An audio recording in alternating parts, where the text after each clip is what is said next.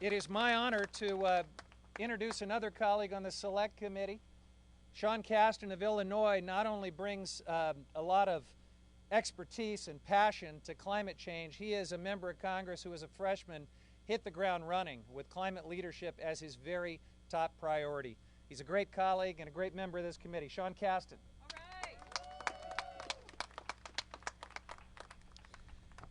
Thank you so much, Jared. But for climate change, I would not be here today.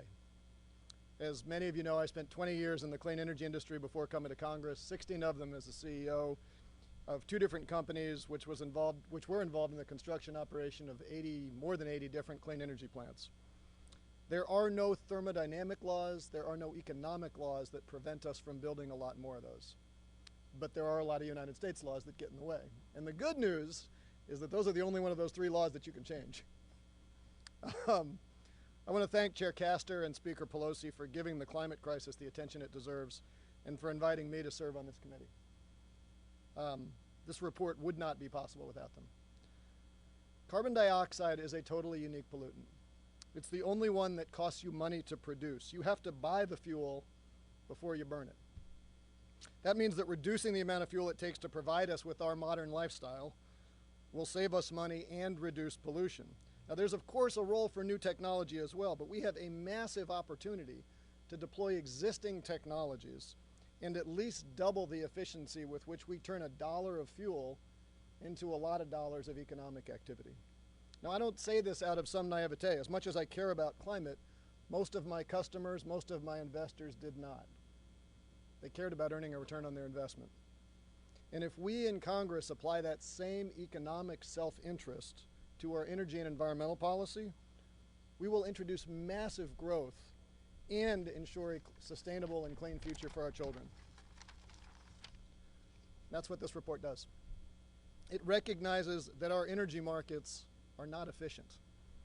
To the contrary, they're full of distortions that have caused businesses and households to misallocate capital for decades. Those distortions include things like the $650 billion a year we subsidize the fossil energy.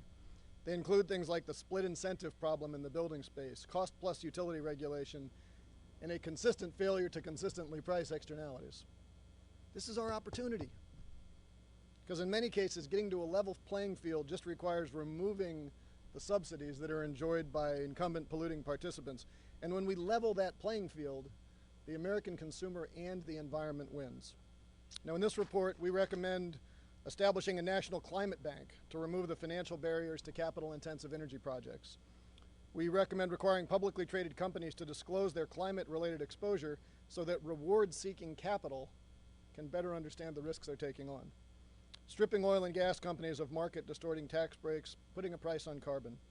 None of those policies individually are silver bullets, but together they represent a serious and, more importantly, necessary approach to reducing our emissions.